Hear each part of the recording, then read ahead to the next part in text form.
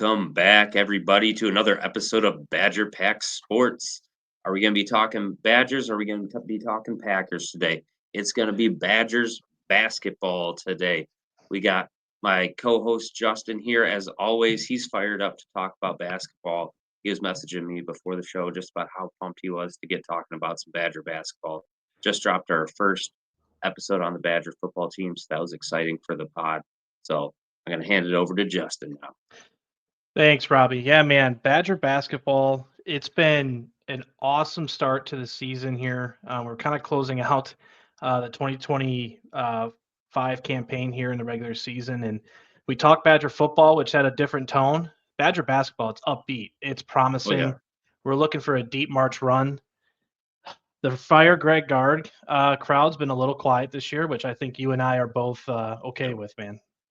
Yep. Nope. I'm okay with it. Uh, just completely different mindset coming into March this year compared to last year, where, you were falling apart. Yeah, they dropped a couple games here, but I would say that they were quality teams that they lost against. And like at this point, it's like, yeah, you don't want to lose games, but at the same time, if you can learn from them and get yourselves ready for March, just in that mindset of, hey, how are these teams beat us, and be able to come tactfully uh, in March and figuring out how to take care of those issues. Yeah, and you said losing we just dropped the game against Michigan State. We're recording the show on March 3rd, so that was yesterday. And the one thing about the Badgers' losses this year, minus the Marquette game, they're all within single digits. You're not seeing them getting blown out of the water. And honestly, you gotta give credit to Greg Gard. Greg Gard um, really revolutionized this offense. We're seeing the Badgers consistently dropping 80 plus almost every game. I know last last night or yesterday afternoon we did not against Michigan State, which I think is an outlier when you shoot 15% from the 3-point line. Yeah. But Greg Gard, bringing guys in like John Tonje, uh, Xavier Amos off the bench, I think has been a nice spark plug. You know, we really had a tumultuous offseason. Lost AJ Store, which I think he's licking his wounds a little bit. He might be $1 million richer, but he's having a really tough go at it in Kansas this year under Bill Self. And we lost Chucky. Chucky Hepburn's playing great for Louisville. You wish him nothing but the best. That losing those two guys did sting, but for a team that was picked to finish 12th in the preseason rankings in the Big Ten, to see them sitting at fourth, Robbie, I mean, you have to be impressed, right? Yeah, no, definitely impressed. I mean, clearly, I think the big thing you can look at is the development of these guys. Nolan Winters taking a big step. I mean, Carter Gilmore, the guy that, everyone would see that guy go on the court and be like, why is he out there with his silly headband? And now everyone loves the headband, you know, And he's going by Gilly, Gilly James. Gilly yeah, James. he's got an ultra ego now that maybe that's all he needed, just a different mindset going out on the court now. And I think even Steven Crawl, I think, you know, how are you not getting a rebound in a game? It's like once guard called him out, it's like once again, it's just this change of mindset these guys have. It's like it's clear. I mean, Kamari McGee coming out of Green Bay, it's like once again, it's like, is this guy truly a D1 guy? Is this where he's supposed to be playing in Madison? And I think he's shown that yes, this is where he's supposed to be. So I think it's just definitely a lot of development. I think they've gotten stronger as the years gone on. Whereas last year, it's like they started out strong. I thought they were doing really well, and then they just fell apart. It's like other teams figured out what they were doing, and then they didn't have an answer. And I think this team's working together to figure out those answers to help stop the losses. Yeah, and I think that last year scarred a lot of Badger fans, and myself included. Like I watching this season, I've been kind of waiting for the moment where the train falls off the tracks and snowballing of losses, but we have really avoided that. Just to recap the season here: 22-7 with a 12-6 conference play record. And there's a lot of chatter about the SEC being one of the top conferences in college basketball, and I think they're head and shoulders above everybody else. But the Big Ten, the latest bracket projections are having 11 teams represent the Big Ten in the NCAA tournament. It's a deep conference. Beating teams like Iowa, Nebraska, even like a Northwestern that's very pesky, USC, UCLA, Maryland. I mean, are they top elite teams? No, but we find in the Big Ten any given night teams can slip up, and I think Yep. Wisconsin did a really nice job kind of keeping the ship steady. Yes, they slipped a couple of games here and there, but that's going to happen in conference play. And I would say, some of you dropped a couple names that have been surprises this year. Carter Gilmore, Kamari McGee, guys that are providing energy off the bench. One thing we did see is one thing I'm a little concerned about is Max Klesmit's injury. Yep. He missed the game against Michigan State yesterday. Reported a lower leg injury. Looks like an ankle. He was wearing a boot. Yep. We definitely missed him yesterday. And I've been hard on Klesmit all season. He's shooting under 30% from three. But one thing we haven't talked enough about as a fan base is the way he's been facilitating the offense. Yep.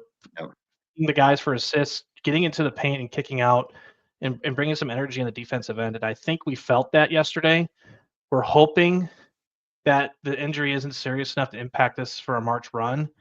So that's something to definitely keep an eye on. And Greg Gard did talk about Xavier Amos having an ankle injury yesterday. He was only limited to 2 minutes. So those are two things we got to keep an eye on. This team is deep, but we also can't afford to be losing some key contributors, especially Max Klesmit. Yeah, I think it kind of sounds like Max Klesmit's been dealing with an injury pretty much the whole season. I think you can tell it's affected his three ball this year, and so it's going to be one of those things that's like you're going to want to try to rest him and try to actually get him healthy for March. But no, I think he's a good ball handler, and that's definitely something we need.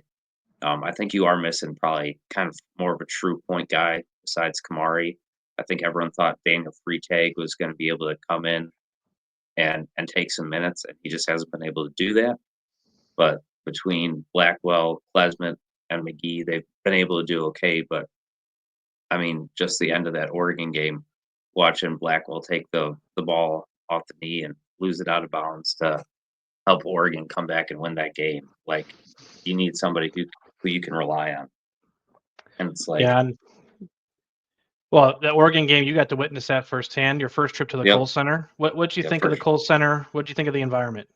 Kohl Center was great. Environment was great there with Lockdown Badgers. So that was a fun time.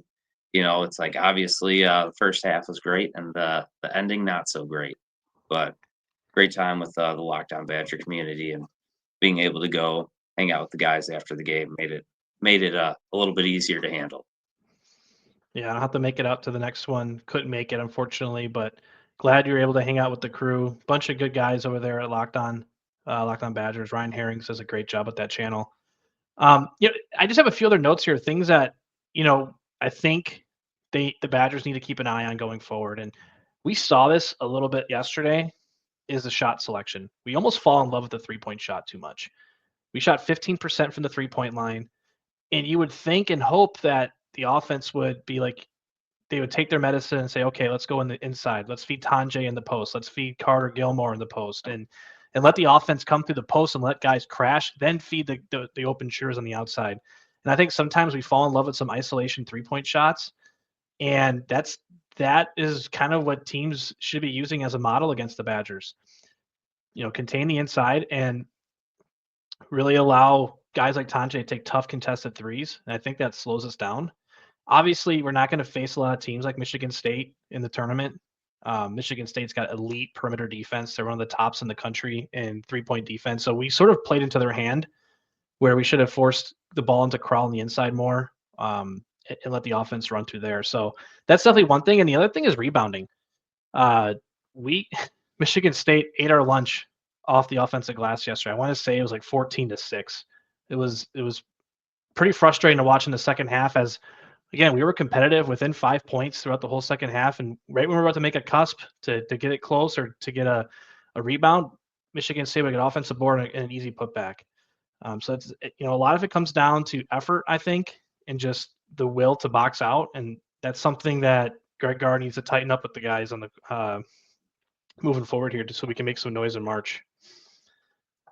Yeah, I think sometimes you also don't have necessarily elite size. Like you got Crawl, but he doesn't always play super physical either too. And it's like, so I think they can just get out-muscled. Like, I think they put effort in, but it's like I said, they're just not always the superior athletes there too.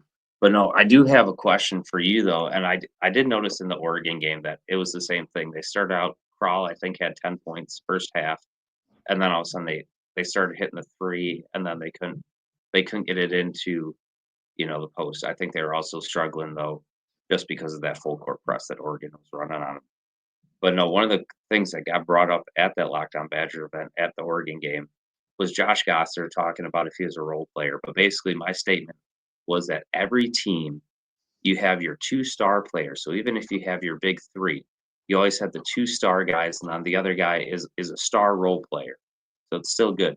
So I just want to know, on this Badger team, who are your two-star players that make the engine go?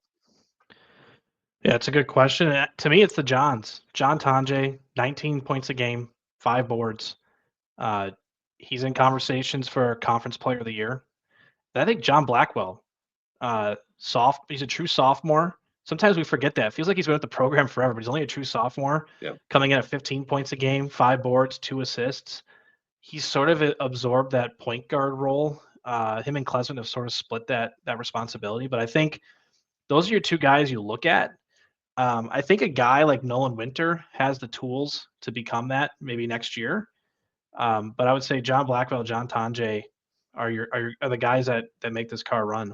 Do you have the same guys, or do you have any Yep, other? nope, that's Yeah, that's exactly who I was thinking about. That's who most people were talking about, the two Johns, and it's like, I think John Tonje, like, he's pretty solid. I think you know what you're gonna get for him, even though a couple games where he starts forcing shots. But I mean, like, if you're gonna be the guy, if you're that top guy, that you kind of have to be that. But I do think Blackwell, like, he's the one who all of a sudden he seems to get a little hesitant. He wants to be a facilitator, and he can't always be that scorer. So that can always be the scary thing there between with the two Johns as far as the two star players. And like that's the only thing that could, I think come back to haunt us a little bit in March. Like, do you have the guys that can truly take over the game? If they eliminate Tanjay, is Blackwell going to be able to be that guy that can step up? yeah. And I think what frustrates me with Tonje a little bit, and it's not every game, but we saw this yesterday. His best asset outside of his 3-point shooting is to get to the free throw line. The guy shoots over 90% from the line. I mean, and as a side note, if the Badgers keep up this pace as a team, they're going to break the NCAA record for the best free throw shooting team ever. They're at 83.3% as we speak today. John Tonje is a big reason for that. Shoots over 90%. So to my point, he needs to get in the paint and draw fouls. He's a guy, and Ryan Herrings kind of talks about this in his show a lot, is opposing teams, fans want to rip their hair out. Because when you look at John Tonje, herky jerky, kind of the guy you see at the YMCA, you feel like he's like, oh, this guy's not athletic. But he's sneaky athletic and gets past you and forces the defense to, follow you or follow him. Yep. And I feel like he gets away from that sometimes. And it's like, dude, get to the line. You make a lot of chaos just by getting to the free throw line and create Yep. frustration and draw foul trouble for the other team. Yep. Nope. That's a great thing that I think Tanjay's able to do there. It's like definitely a big part of his game, and I think they've encouraged it ever since he started playing here. It's like first couple of games. I mean, he was going to the free throw line all the time. But no, I think that's a great point, Justin. Yeah, it's exciting, man. And we're looking ahead here. We have 2 regular season games left. Wednesday, they're playing at the Barn in Minnesota. Minnesota, not a great team, but the Barn is a tough place to play. Road conference games, crazy things have happened. You'd hope, the Badgers come in prepared and sharp and focus after this loss at Michigan State. And then we close the season out this weekend, home against Penn State. Again, a team that's not great, but they have provided some trouble for other teams in the conference. So we really want to see the regular season closed out strong with 2 wins here against 2 very winnable teams, so we can set up ourselves for a deep March run here. Yep, no, completely agree. What are your thoughts on the Big Ten tournament? Like, are you a guy who likes the Big Ten tournament, or you're kind of like I'm okay if we lose because I don't get to rest. Yeah, I mean, I think it depends year by year. If we're on the bubble, I love the Big Ten tournament because it's a chance for us to get some opportunities to prove to the committee that we belong in the tournament. Obviously, this year we're a lock to make it. Um, my comment on this is whatever it takes for us to get to Milwaukee for the first and second round of the tournament. This year, Milwaukee is one of the pod sites for the round of 64 and 32. If we can clinch that by going into maybe the Big Ten semifinal or final, I think that becomes beneficial for the Badgers. I Yeah. went to the Johnny Davis year when we played in Milwaukee. I was there for both games, and there is a sizable advantage playing in Milwaukee. You cannot emphasize that enough. Well, yeah, a little bit of home cooking. I mean, it's not Madison, but I mean, there's still tons of Badger fans all in Wisconsin. Obviously, it's like we only really got the one school. Well, we got Marquette. I guess I shouldn't say it's not Ugh, like football.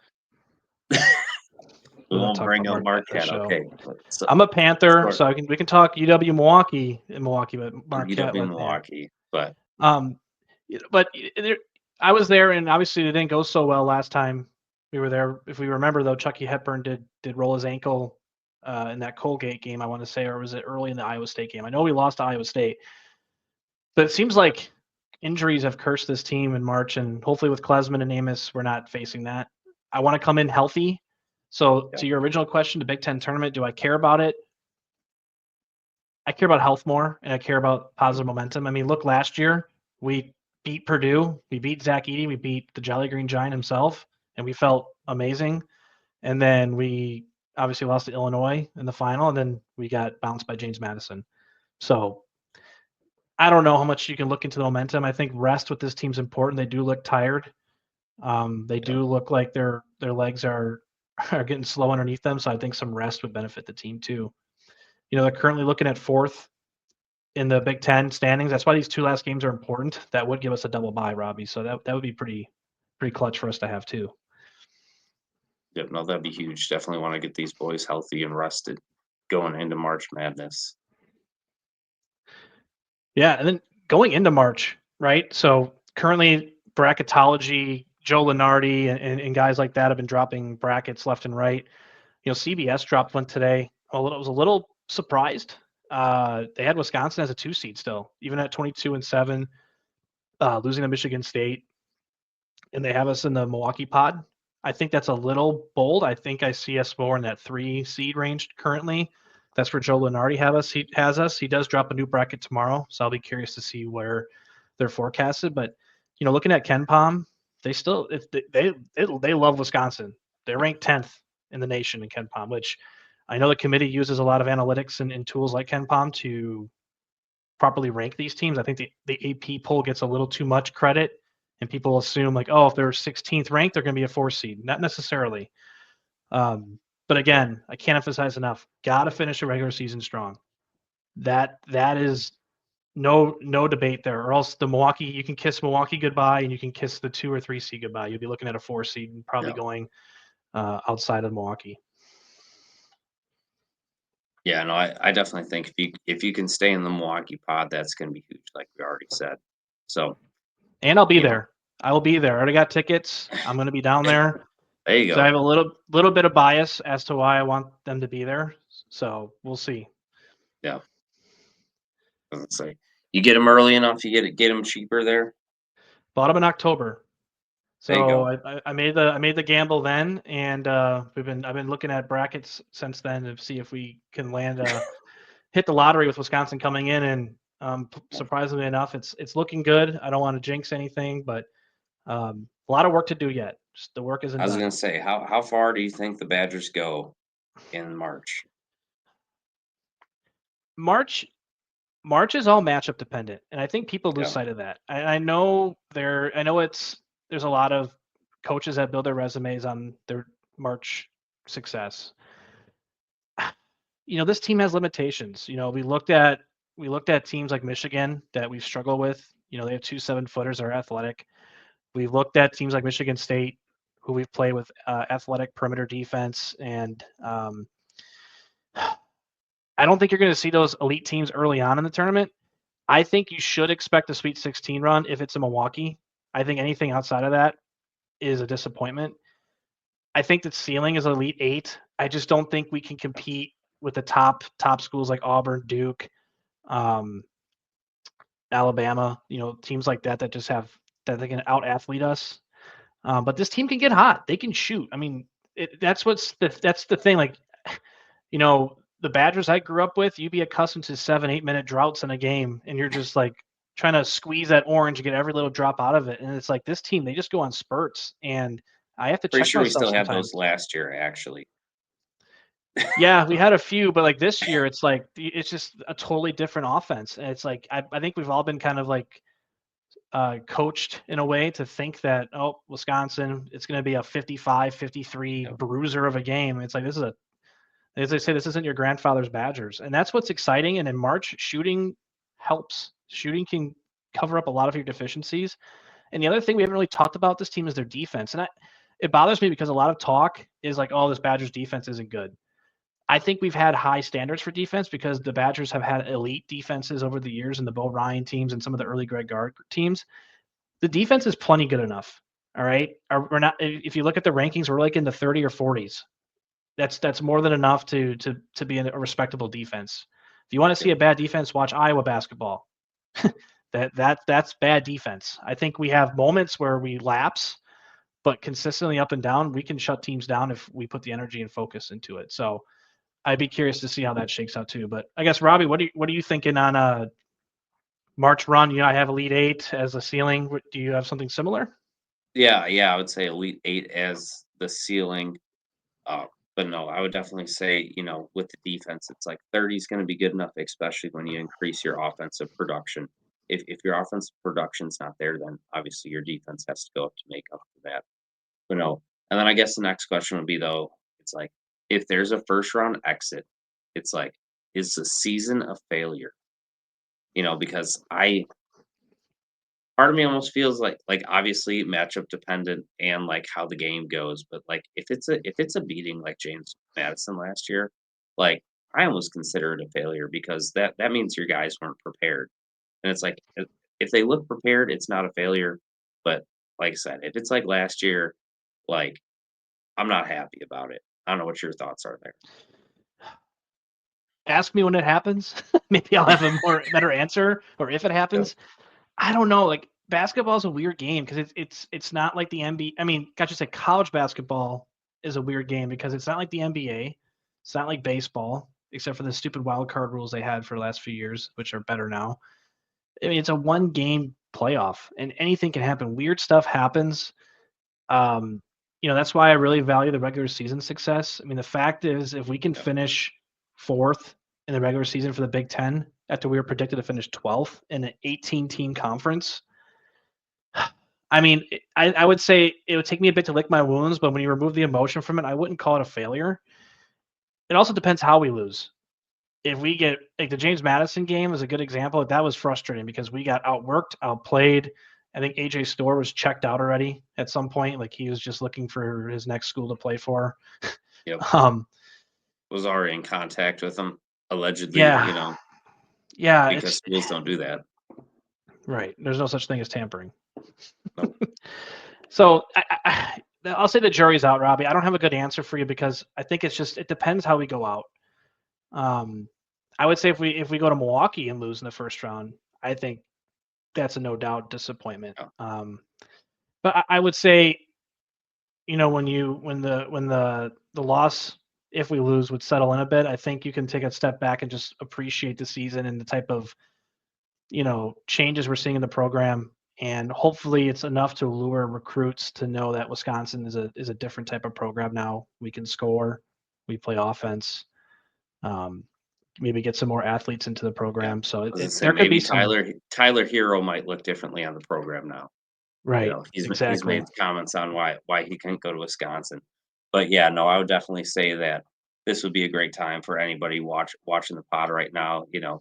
Put your comment down below whether you think it'd be a failure if it's a first round exit, because like I think everyone's gonna have their own opinion on that. And if it is or isn't, just kind of give your explanation there. We'd love to read it. Love getting different people's opinions here. Absolutely. Um, We'll have to see. I'm sitting at the edge of my seat, waiting to see what happens. Oh yeah, You know, maybe I'm setting myself up for a massive heartbreak. I've yeah, been there and done that with this team before. But I can tell you right now, where we're sitting at this moment, I think Greg Gard deserves his flowers and deserves some credit. I think he took a long, hard look in the mirror with some of the recent difficult seasons, we'll say, and you're starting to see a change in the program. Um, we'll see if it stays or not. We'll see if it translates to yep, March success or not. Um, but yeah, this has been a good chat on the basketball team, and yep, um, yeah, man, let's see what happens. yep, yep. And shout out Kirk Penny. So hopefully Yes, they can keep him on staff. he might be a hot head coaching name. I mean, that's a pretty good resume. Hey, I turned Wisconsin basketball into a prolific offense. I mean, Yep, that's give me a better testimony than that. yeah. That is, I think, a great way to end it. Just it's like the new Badger basketball team. It's like let's see what they can do. We'll see if we can bring some success in March. We will see you all on the next episode of Badger Pack Sports. Thank you all for your time. Thanks for listening to the program. Drop a like, subscribe, comment on the video, and if any other topics you want us to talk about, we'd love to hear from you too. Yep, let us know. See you guys.